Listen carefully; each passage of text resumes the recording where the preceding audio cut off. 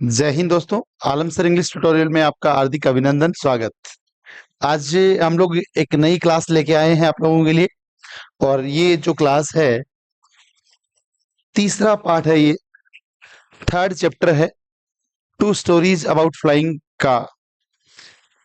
पहला जो चैप्टर है उसका, उसमें दो भाग है। मतलब एक यंग सीगुल है, ठीक है ना। टू स्टोरीज अबाउट फ्लाइंग की बात करूं मैं तो दो कहानियां हैं उड़ान भरने को लेकर। यहाँ पे पहला एक यंग सीगुल है, एक समुद्री पक्षी है, उसके बारे में वर्णन है। जो उड़ा पहली अपनी उड़ान भरता है तो क्या उसको संघर्ष करना होता है, कितने संघर्ष वो करता है, इसके बारे में वो चैप्टर है। और एक ब्लैक एरोप्लेन, जो पायलट होता है, वो तूफान में फंस जाता है और किस प्रकार से वो अपनी हिम्मत नहीं हारता है और वापस नीचे पहुंच जाता है। तो ये दो चैप्टर हैं। आप लोग एक ही मतलब स्टोरी के अंदर, मतलब एक पार्ट दिया गया है, उसमें दो पार्ट हैं, दो भाग हैं। पहला यंग सीगुल वाला है, समुद्री एक पक्षी है, उसका वर्णन यहाँ पे किया गया है। तो पहला प्रश्न है, how did the young seagull feel on his first flight. पहली उड़ान के ऊपर यंग सीगुल किस प्रकार से फील करता है, कैसे महसूस करता है। युवा समुद्री जो पक्षी है, वो अपनी जब पहली उसकी उड़ान होती है, उसके ऊपर कैसा महसूस करता है, उसके बारे में आपको बताना है। अच्छा प्रश्न है, एग्जाम में पूछा जा सकता है। सबसे पहले, हमेशा की तरह, अगर आप चैनल पे नए हैं तो आलम सर इंग्लिश ट्यूटोरियल को आप सब्सक्राइब कर लें, बेल आइकन दबा दें ताकि नए वीडियोस के नोटिफिकेशन आप तक पहुंचते रहें। ठीक है स्टूडेंट, ये 10th क्लास के लिए, 12th क्लास के लिए, कंपटीशन वाले बच्चों के लिए एक अच्छा प्लेटफॉर्म है। यहाँ पे हर प्रकार की क्लासेस यहाँ पे अपलोड की जा रही हैं और बहुत जल्दी मैं आपको प्लेलिस्ट तैयार करके पूरी क्लास एक जगह डाल दूंगा। 10th की, फिर 12th की, फिर जो कंपटीशन वाले बच्चे हैं उनके लिए, फिर वो जो ग्रेड एग्जाम्स आ रहे हैं उनके लिए। तो ये एक बहुत शानदार चैनल का व्यू हो जाएगा। ठीक है, आने वाले समय में अभी कंटेंट डाला जा रहा है, इसलिए थोड़ा सा समय लग रहा है। When the young seagull successfully made his first flight, जब यंग सीगुल ने सफलतापूर्वक अपनी जब पहली उड़ान भर ली थी, ही बिकेम वेरी हैप्पी, वह बहुत ज्यादा खुश महसूस किया उसने। ही स्क्रीम्ड विद हैप्पीनेस, स्क्रीम का मतलब चिल्लाना होता है, क्राई बोल सकते हैं हम लोग। वो खुशी से चिल्ला उठता है। He turn his beak sideways, ठीक है ना, वह अपनी चोंच को इधर उधर से करता है। एंड काउड, काव काव करना, जो पक्षी की जो आवाज है उसके लिए वर्ब यूज हुई है। अम्यूज्डली, खुशी से, प्रसन्नता से काव काव ऐसे करने लग जाता है। ये पहला प्रश्न है। आपको बता दूं कि अच्छा प्रश्न है, एग्जाम में आ सकता है। और यहाँ पे टॉप 10 जितने भी होते हैं हमारे यहाँ पे स्क्रीन के ऊपर, आप लोगों के लिए बहुत बेहतरीन क्वेश्चन होते हैं। आप सारे बच्चों को नोट्स बनाने हैं और नोट्स बना के इन प्रश्नों को तो जरूर पढ़ना ही है। ये एग्जाम उपयोगी है मेरे भाई। आप बढ़िया तरीके से पहले दिन से आप ये दिमाग में सेट कर लें कि ये जो क्वेश्चन आपको करवाए जा रहे हैं, all these questions are very important for your competitive exams और for your 10th board exam. आज का अपना वीडियो 10th बोर्ड क्लास के लिए होने वाला है और बहुत ही एक शानदार क्लास होने वाली है। देखो, आप लोग देख पा रहे हो अपने स्क्रीन के ऊपर, मैं इतना साफ, मेरे पास जो एलईडी है मैं उस पर देख रहा हूँ, एकदम क्लियर आपको दिख रहा है। मेरे हिसाब से कोई समस्या आपको नहीं आनी चाहिए। इससे बढ़िया कुछ भी नहीं हो सकता है। स्टूडेंट्स, आप बहुत बेहतरीन अपना प्रयत्न करते रहें और अपनी पढ़ाई को कंटिन्यू रखें। चैप्टर आगे से आगे आपको पढ़ाते चले जाएंगे और आपका कोर्स बहुत बढ़िया तरीके से यहाँ पे इस यूट्यूब पे आपको पूरा मिलने वाला है। आप घर बैठ के भी, मतलब जब इवनिंग का समय होता है, दिन में आप जहाँ जिस स्कूल में भी पढ़ते हो, तो अपना घर बैठ के भी अपनी तैयारी करें और एक रूटीन बना लें कि अपने को ये क्लासेस समय लेनी होती हैं। ठीक है ना। कल 10th वाले बच्चों के लिए कंडीशनल सेंटेंसेस भी अपलोड हुआ है, वो भी आप लोग पढ़ लेना, क्योंकि वो 10th वाले का ही पार्ट है। तो वहां से भी कुछ क्वेश्चंस आपको पूछे जा सकते हैं। तो ये पहला क्वेश्चन था, आपके स्क्रीन के ऊपर स्क्रीनशॉट ले लेना इसका। और इसके बाद में दूसरा क्वेश्चन यहाँ पे और लिखा हुआ है, why did the mother not bring food to him. माँ जो उसकी है वो उसके लिए खाना क्यों नहीं लेके आती है। देखो, कोई भी मदर होती है ना, कोई किसी की भी माँ होती है, वो ये चाहती है हमेशा कि उसका जो बेटा है वो मतलब आत्मनिर्भर बने, मतलब वो मतलब चल सके, आगे बढ़ सके। तो ये जो पक्षी है वो उड़ान भरने से डरता था। तो उसकी मदर ने ये सोचा कि यार अगर ये उड़ान नहीं भरेगा तो इसको खाना कौन ला कर देगा। ठीक है ना, तो ये चीज यहां पर आपके समझ में आनी चाहिए। ठीक है, why has was the young seagull left alone on the ledge. Ledge आपको बोल सकते हैं, चट्टान वगैरह बोल सकते हैं आप लोग। उस शिला फलक के ऊपर अकेला ही क्यों छोड़ दिया गया था। देखो, उसके जो भाई और बहन थे, उसके मम्मी और पापा जो थे, उसके मदर और फादर थे, वो उड़ गए थे मतलब। ठीक है ना, और उसको अकेले ही छोड़ गए थे, क्योंकि वो भी ये चाहते थे, उसके मदर और उसके फादर, कि मतलब ये खुद भी है ना उड़ान भरे। लेकिन वो तो बेचारा डरपोक था, डरा हुआ था। जैसे कोई कोई बच्चा होता है क्लास में एकदम शांत सा बैठा रहता है, वो डरता रहता है कि पता नहीं क्या होगा। अरे होने को क्या है, कुछ भी नहीं होता यार। आप कॉन्फिडेंस से पढ़ाई करो, स्टार्ट, बिल्कुल सब अच्छा होता है। मैं आपको आपको आज बोल रहा हूँ ये बात। तो उसको, यंग सीगुल को अकेला क्यों छोड़ दिया गया था उस लेज के ऊपर। द मदर वांटेड, चाहती थी, him to make an effort, कि वो प्रयत्न करे, पास्ट टेंस में लिखा गया है, प्रयास करे।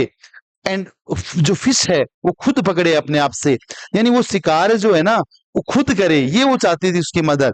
मैंने अभी थोड़ी देर पहले आपको समझाया था कि कोई भी मदर हो, वो ये कभी नहीं चाहेगी कि उसका बेटा किसी के ऊपर डिपेंडेंट हो, निर्भर रहे।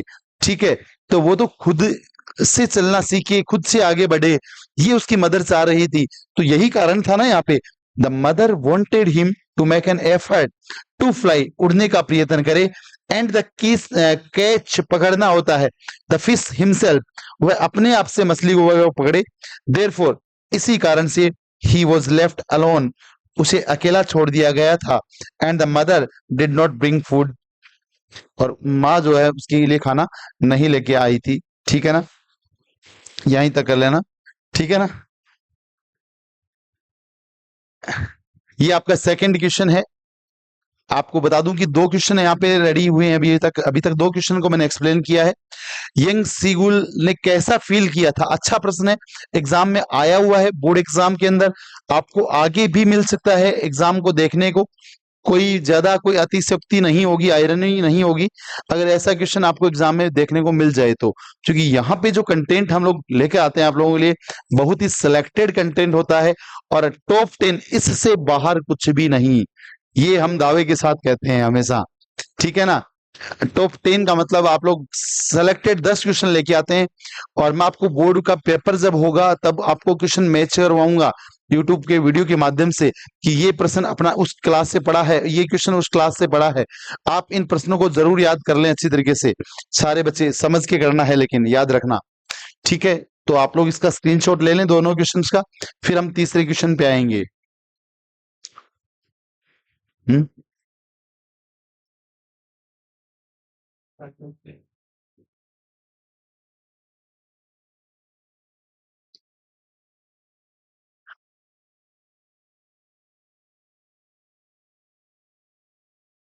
अभी हम लोग तीसरे क्वेश्चन पे आ रहे हैं, और चौथा भी क्वेश्चन यहाँ पे ही है अपने पास।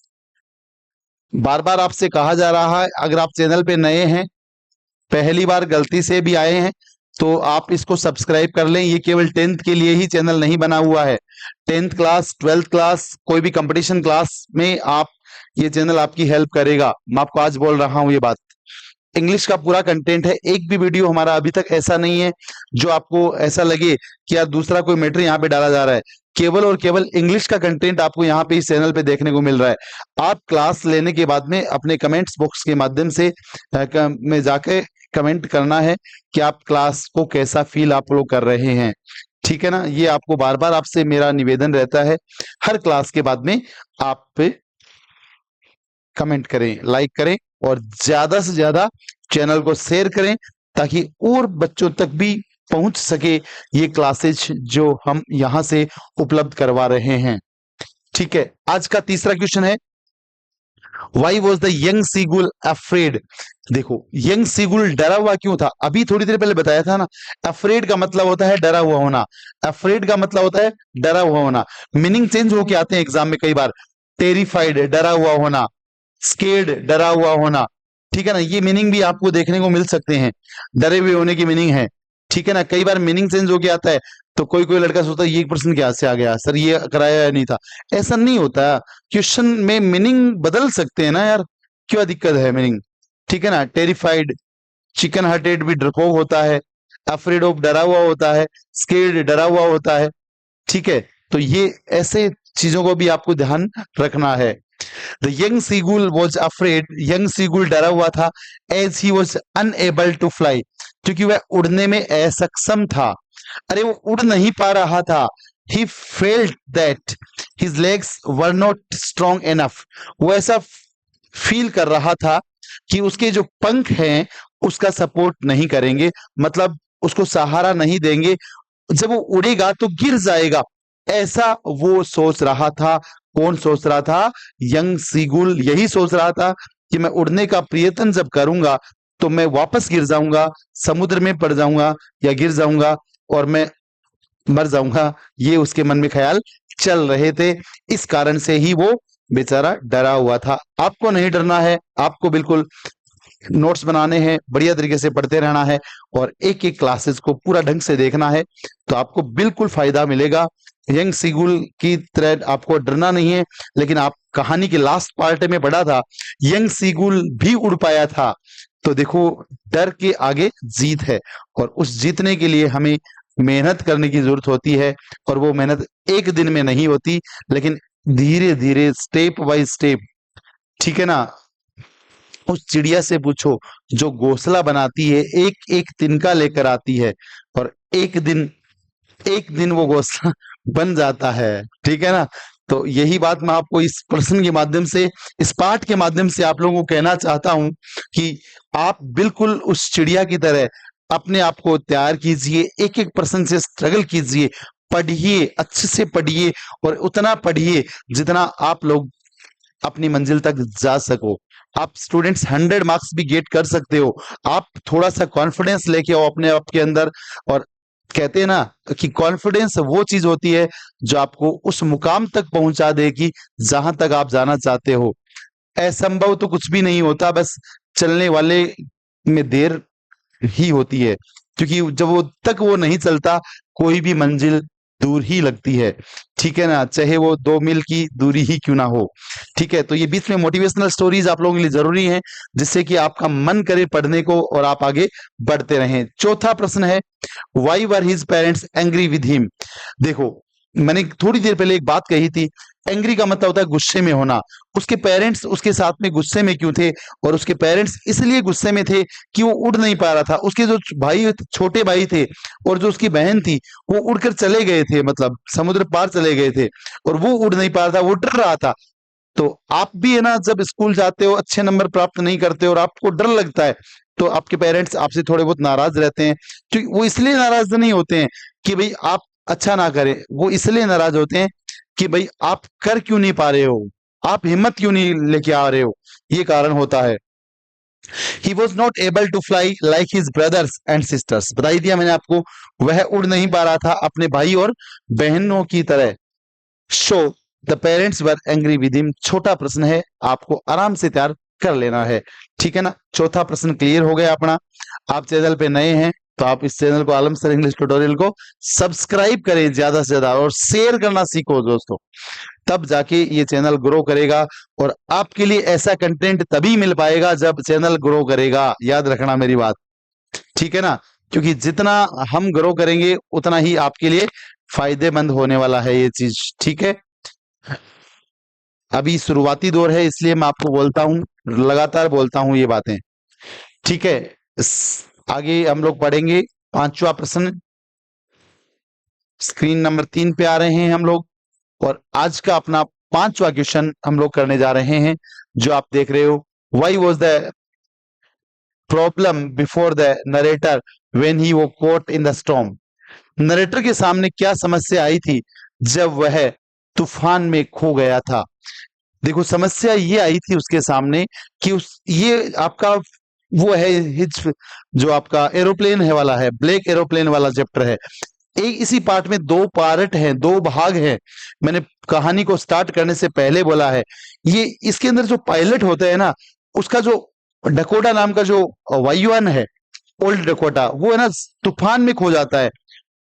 काले बादल आ जाते हैं, पहाड़ जितने बड़े बड़े बादल होते हैं, उसका कंपास, उसका रेडियो, सारा जो इंस्ट्रूमेंट्स या इक्विपमेंट्स उसके पास होते हैं वो काम करना बंद कर देते हैं। तो उसको लगता है कि यार मैं वापस निकल नहीं पाऊंगा, लेकिन उस बंदे ने हिम्मत नहीं हारी, उस पायलट ने, और वह आगे बढ़ता गया और उसको लगा कि मेरे कोई पीछे एक और एरोप्लेन आ रहा है, कोई पायलट दूसरा है जो मेरे को सपोर्ट कर रहा है, मैं उसको फॉलो करता जाऊंगा। लेकिन ऐसा कुछ होता नहीं है। ये उसका आत्मविश्वास ही होता है, वो उसका कॉन्फिडेंस ही होता है जो उसको जीत हासिल करवा के रहता है। ठीक है, तो ये पांचवा प्रश्न हम लोग कर रहे हैं यहाँ पे। The problem before the narrator was that, narrator के सामने ये समस्या थी दैट हिज कंपास, उसका कंपास था, रेडियो था, अदर इंस्ट्रूमेंट्स थे, बिकेम डेड, खराब हो गए थे। ठीक है ना, वो सारे इक्विपमेंट्स उसके खराब हो गए थे। So it was not possible for him to know where he was, इसलिए ये पता लगाना भी मुश्किल था उसके लिए कि वो कौन सी जगह पे है, and where he was going, वह कहाँ पे कौन सी दिशा की ओर जा रहा था, ये उसके लिए काफी मुश्किल हो गया था। और यही कारण था कि वह फंस गया था, मतलब वहां पे। ठीक है ना, क्योंकि रेडियो, कंपास, सारी चीजें बंद हो गई थी, मतलब उसकी काम करना। ले लीजिएगा स्क्रीनशॉट इसका भी आप लोग। नेक्स्ट क्वेश्चन, अब मैं आपके लिए बड़े क्वेश्चन लेके आ रहा हूं स्टूडेंट्स, और ये बड़े जो 4 नंबर में आपको देखने को मिलेंगे बोर्ड एग्जाम में, वो क्वेश्चन अब स्टार्ट हो चुके हैं। ठीक है, अभी 2-2 नंबर वाले क्वेश्चन से हम लोग कर रहे थे, छोटे क्वेश्चन पे डिस्कस किया था, और ये प्रश्न वैसे ही है, ज्यादा अलग नहीं है। ठीक है, प्रश्न वही है, बस थोड़ा सा जो वर्ड पावर होती है, जो वर्ड मीनिंग जो आप लिखते हो, वर्ड की लिमिट है वो बढ़ जाती है। द साइट का मतलब होता है दृश्य, ऑफ द फूड मैडेंड हिम, एक प्रकार से मतलब व्याकुल हो उठा था वो भोजन की दृष्टि को देखकर। ठीक है ना, इस सजेस्ट, ये क्या सजेस्ट कर रहा है, what compelled the young bull to finally fly. Compel का मतलब होता है बाध्य करना, कौन सी वो चीज थी जिसके कारण से वह अंत में उड़ पाया था। देखो स्टूडेंट्स, इस क्वेश्चन के अंदर हम लोग ने पढ़ा था, खाने का जो दृश्य था उसी कारण से वो मतलब व्याकुल हो उठा था, मतलब।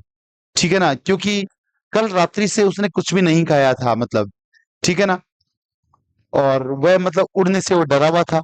ठीक है, उसको लगता था कि मेरे जो पैर हैं, मेरे जो पंख हैं, वो मुझे सपोर्ट नहीं करेंगे, और मैं जब उड़ूंगा, ठीक है, तो मैं गिर जाऊंगा। तो ये उसकी भूख थी, खाने की जो भूख थी, इस कारण से ही वो उड़ पाया था लास्ट के अंदर, ये हमने देखा था। तो ये इसका, वैसे मैंने बोल के बताया, इसका उत्तर आपकी स्क्रीन के ऊपर आपको आंसर लिखा हुआ है, तो देख लीजिएगा आप लोग। The site of the food मैडेंड him, खाने का जो दृश्य था इसने उसको व्याकुल कर दिया था। ठीक है ना, मैडेंड हिम, हाँ, मेडेंट का मतलब व्याकुल लिख सकते हो आप लोग, तो हार्ड मीनिंग कोई आए तो। ठीक है ना, इट सजेस्ट का मतलब सुझाव देना होता है। ठीक है ना, इससे ये सुझाव मिलता है that he was extremely hungry. Extremely का मतलब, हंग्री का मतलब होता है बहुत ही ज्यादा भूखा। एक्सट्रीमली हंग्री, बहुत ही ज्यादा भूखा, बहुत ही ज्यादा भूखा महसूस करना, उसको बहुत ज्यादा भूख लगी हुई थी। He had not eaten anything for the last 24 hours, मैंने कहा ना, वह उसने पिछले 24 घंटे से कुछ भी नहीं खाया था। ठीक है, he was not given food, उसको खाना नहीं भी मिला था। Try to fly to reach her mother for food, reach his mother for food, वह उसको खाना भी नहीं मिला था, ताकि मतलब इसलिए नहीं दिया गया था उसको खाना कि वो मतलब खाना के लिए ट्राई करेगा और अपनी माँ के पास पहुंच जाएगा उड़कर, इसलिए उसको खाना नहीं दिया गया था। व्हेन ही सा his mother tearing a fish जब उसने अपनी माँ को देखा, सा देखा, हिज मदर, उसकी माँ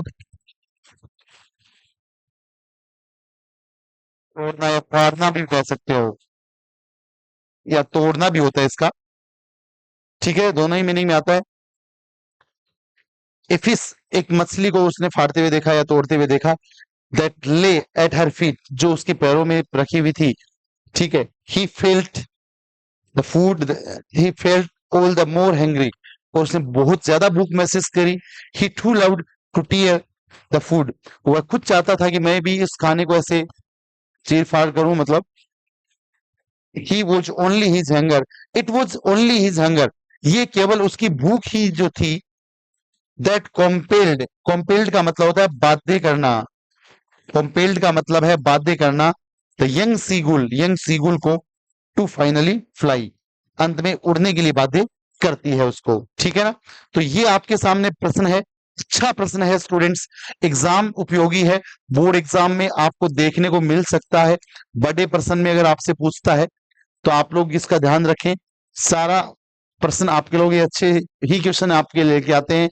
इंपॉर्टेंट पार्ट में से एक है, आप सारे बच्चे इस क्वेश्चन को भी स्क्रीनशॉट ले लें, अपनी नोटबुक में लिख लें, नोट्स बना लें और कंटिन्यू करें अपनी क्लासेस को।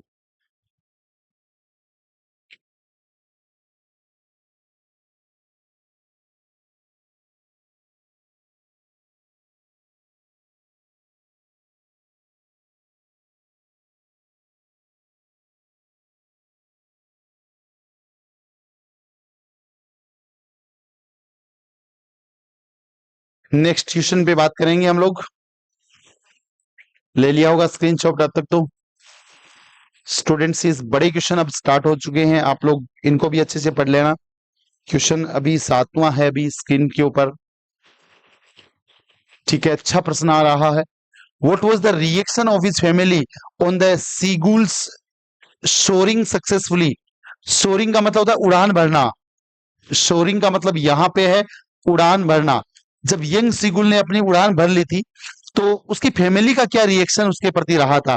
देखो मैं आपको बार बार बोल रहा हूं, उसके मदर, उसके फादर, उसके भाई बहन, ये सब ये चाहते थे कि वो उड़ान भरे और वो खुशी होंगे, मतलब उसके आसपास पे उड़ने लग गए थे। वो कोई पास से उड़ रहे थे, मदर उस खुशी से चिल्ला रही थी, उसके पापा भी उसको देखकर बहुत ज्यादा खुश थे। ये सब इसके अंदर आपको लिखना है। ठीक है, how did the family cheer, किस प्रकार से खुशी मनाई थी। चीयर का मतलब खुशी मनाना, खुशी मनाना। ठीक है ना, the young seagull on the success of his flight, और फ्लाइट का मतलब यहां पे उड़ान होता है, आपको ध्यान में रखना है। देखो अच्छे अच्छे मीनिंग्स यहाँ पे लिखे जा रहे हैं आप लोगों के लिए, कोई भी हिंदी मीडियम का विद्यार्थी है उसको दिक्कत ना हो। और मैं कहता हूं आपको ये चैनल आपकी बहुत हेल्प कर रहा है और करेगा, ये हमारा कमिटमेंट है। आप लगातार चैनल के साथ जुड़े रहें, हमें कमेंट बॉक्स के माध्यम से आप जरूर बताया करो कि आप क्लासेस कैसे फील कर रहे हैं। देखो आपका एक कमेंट हमें एक मोटिवेशन देके जाता है और हमें एक और ऊर्जा मिलती है काम करने की। ठीक है ना, आप सभी समझते हो कि मैं एक इंस्टीट्यूट में लगातार 8 लेक्चर लेके आता हूं इस टाइम, और आप लोगों के लिए क्लासेस अपलोड की जाती हैं। ठीक है, तो देखो मेडेंड बाई हैंगर, मेडेंड का मतलब होता है व्याकुल होना, मेडेंड का मतलब क्या होता है, व्याकुल होना, भूख से व्याकुल होकर। The young seagull died eight the fish, dive का मतलब होता है गोता लगाना या यहाँ पे जपटी मारना, जपटी मारना। डाइव का मतलब यहाँ पे झपटी मारना कहा गया है। ठीक है, with A loud scream, scream का मतलब यहाँ पे आवाज कह सकते हैं, तेज आवाज जो होती है ना उसको हम लोग स्क्रीम कहते हैं। ठीक है ना, fail outwards and downwards into space, space का मतलब आसमान होता है स्टूडेंट्स, आकाश भी कह सकते हो आप लोग। तो आकाश में ऊपर की ओर नीचे की ओर छलांग लगाता है। नाउ वेन द सीगुल सोड, सोड का मतलब पहले भी लिख चुका हूं, उड़ान भरना होता है। सक्सेसफुली, जब सीगुल है सफलतापूर्वक अपनी उड़ान भर चुका था। All the members of his family were very happy, मैं अभी आंसर पहले ही समझा दिया था कि सारे जो सदस्य थे उसकी फैमिली के बहुत ज्यादा खुशी मना रहे थे, बहुत ज्यादा खुश हो रहे थे। हिज मदर सूफ्ट पास्ट, तेजी से आगे बढ़ना, उड़ते हुए, उड़ते हुए तेजी से आगे बढ़ना, उड़ते हुए तेजी से आगे बढ़ना, ये आगे बढ़ना, ठीक है ना। जो कोई भी कहीं भी कोई भी स्कूल का स्टूडेंट है, 10th क्लास का विद्यार्थी है, 12th क्लास का विद्यार्थी है और ग्रेजुएशन लेवल की इंग्लिश पढ़ रहा है, तो यहाँ पे समय समय के ऊपर आप लोगों के लिए अलग अलग चैप्टर्स के वीडियोस अपलोड हो रहे हैं। आपको एक अक्षर भी नहीं पड़ा है उस पाठ के बारे में, तो भी आपकी हेल्प हो जाएगी। मैं आपको आज बोल रहा हूँ ये बात। पास्ट हिम स्क्रीमिंग, गा गा गा गा गा, गो ओ आ, इस प्रकार से उसकी जो आवाज थी, उसकी मदर ये आवाज करती हुई आगे बढ़ रही थी, ये आपको अच्छे से समझ लेना है, ठीक है ना। हिज फादर फ्लू, फ्लाई का सेकंड फॉर्म होता है उड़ना, यहाँ पे है उड़ना, उड़े, ओवर हिम स्क्रीमिंग, चिल्लाते हुए, खुशी के मारे वो भी चिल्लाते हुए आगे बढ़ते हैं, ठीक है ना। हिज टू ब्रदर्स, उसके दो भाई थे, मतलब याद रखना, उसके कितने भाई थे, दो भाई थे। छोटे प्रश्नों में आ सकता है एक नंबर वालों में। और उसकी सिस्टर केवल एक थी, वर फ्लाइंग अराउंड हिम। अब देखो, उसके दोनों भाई और उसकी जो बहन थी एक, उसके पास से उड़ रही थी, अराउंड हिम कर्वटिंग, इधर उधर होते हुए, ठीक है ना। कर्वट लेना होता है ना जैसे, बेकिंग, ठीक है, सोरिंग उड़ते हुए, डाइविंग गोता लगाते हुए, whole whole family was screaming with joy, सारा जो परिवार था उसका खुशी के मारे मतलब उड़ रहा था, मतलब चिल्ला रहा था। दे प्रेज हिम, वे उसकी प्रशंसा कर रहे थे। प्रेज का मतलब होता है प्रशंसा करना। प्रेज, अब जगह कम है मेरे पास थोड़ा सा, लेकिन मैं फिर भी ही लिख रहा हूं यहाँ पे, प्रशंसा करना। प्रेज का मतलब है प्रशंसा करना। एंड ऑफर्ड, ऑफर्ड का मतलब होता है भेंट करना। उस, देखो कितने मीनिंग आते हैं आप लोगों के नए नए नए। इंग्लिश सीखने का सबसे बढ़िया नजरिया होता है पाठों को ढंग से पढ़ा जाए, जब आप स्कूलिंग में होते हैं। इससे बढ़िया मौका कभी नहीं मिलेगा दोस्तों। अगर आप इंग्लिश अपनी सीखना चाहते हो, 10th क्लास में, 11th क्लास में, 12th क्लास की आपकी जो एनसीईआरटी की किताबें हैं, उनकी जो वोकेबलरी जिस बच्चे ने अच्छे से सीख ली, मैं कहता हूं उसको इंग्लिश में कहीं दिक्कत नहीं आएगी। तो ये मैंने 7वां क्वेश्चन आपको करवा दिया है स्क्रीन के ऊपर। अब अपना 8वां प्रश्न आएगा, उससे पहले आप लोग स्क्रीनशॉट ले लें।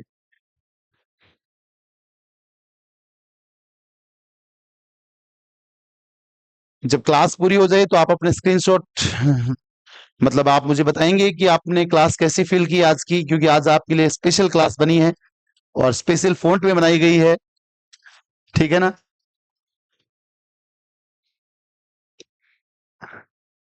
नेक्स्ट क्वेश्चन पे आता हूं। 8वां क्वेश्चन आ रहा है अपने स्क्रीन पे, और आ रहा है क्या, आ गया है।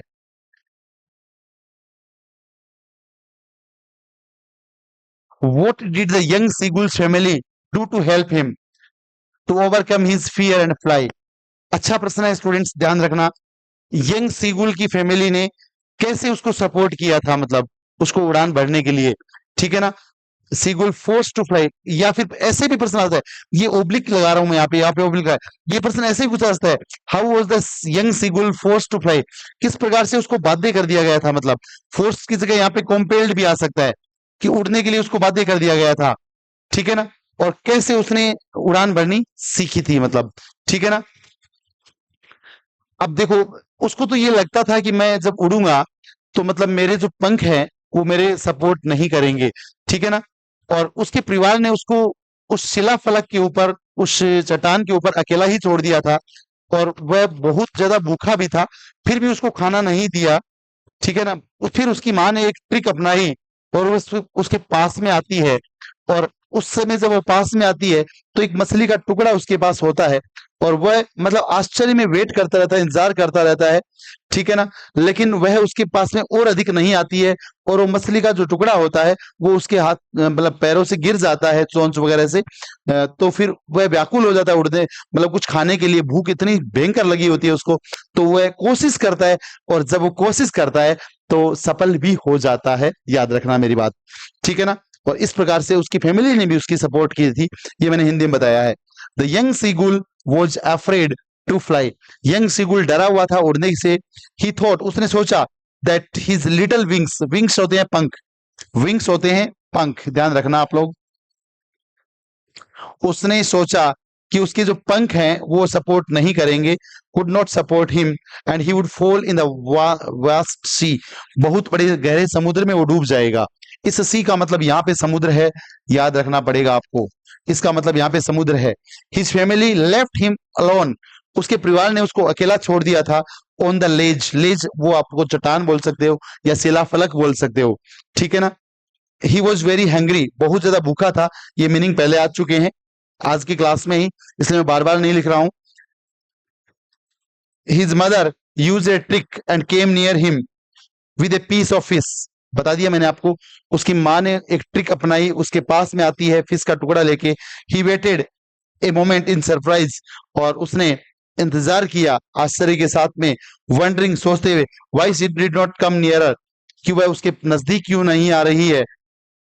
And then maddened by hunger, फिर भूख से व्याकुल होकर, the seagull dived at the fish, और वह मतलब झपटी मारता है फिश के ऊपर, ठीक है ना।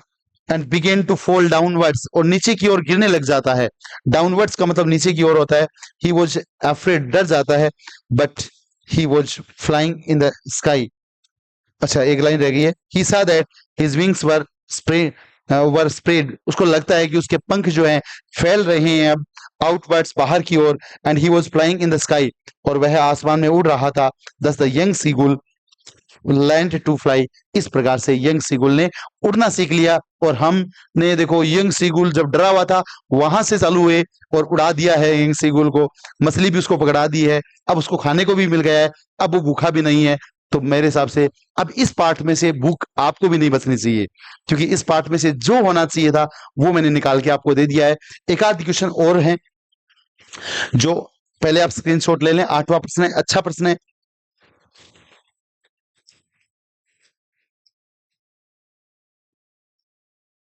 ये अगले चैप्टर से क्वेश्चन है, मतलब पार्ट का ये दूसरा भाग जो है वहां से क्वेश्चन है। ये थोड़ा सा ये बता देता हूं आप लोगों को। What made the woman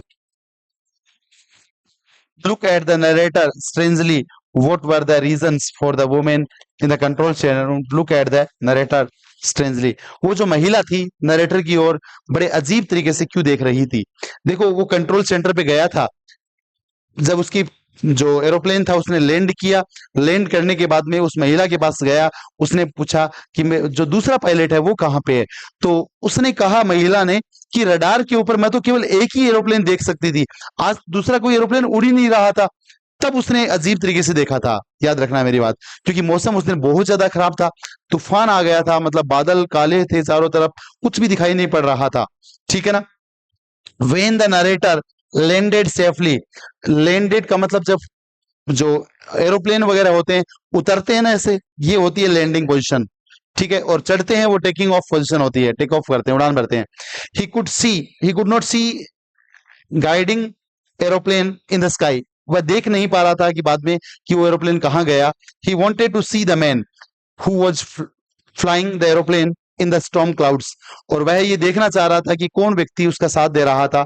so he went straight to the control room, और वह कंट्रोल रूम में गया। Asked the women in the control centre about the pilot of the mysterious black aeroplane, रहस्य रहस्य में जो मिस्टीरियस एरोप्लेन का जो पायलट था उसके बारे में पूछता है, ठीक है। Who help him in landing safely, जो उसने मदद की थी उसको उड़ान भरने में, एट दिस सॉरी एरोप्लेन को उतारने में। He looked at the narrator strangely because there was a strong and no aeroplane was flying in such a bad weather, मतलब कोई भी वायुयान उस दिन नहीं उड़ रहा था। Therefore there was no other aeroplane and pilot in the sky, ना तो कोई पायलट था वहां पे और ना ही कोई एरोप्लेन था। सी सा only narrator aeroplane on the radar, radar के ऊपर वह केवल नरेटर की एरोप्लेन ही देख पा रही थी। ले लीजिएगा स्क्रीनशॉट। अब एक क्वेश्चन और बचा हुआ स्टूडेंट्स, ये प्रश्न आपको खुद से करना है, मैं आपको क्वेश्चन दे रहा हूं क्योंकि ये पैसेज है।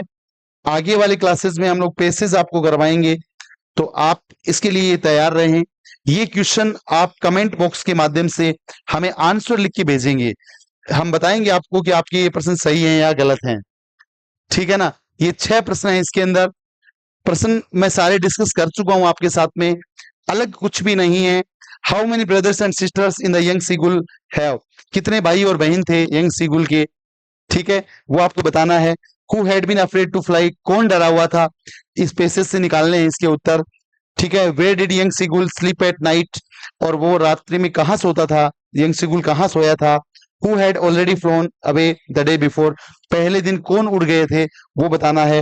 Where did the young seagull run away back, और वापस कहाँ चला गया था, ये इसमें उत्तर मिलेंगे आपको। इनके आंसर लिख लिख के टाइप करके कमेंट बॉक्स में आपको डालने हैं, और फिर हम आपको चेक करेंगे आप कितना सही है, कितना ऑनेस्टली आप लोग पढ़ रहे हैं, कितना ईमानदारी से आप लोग पढ़ते हैं।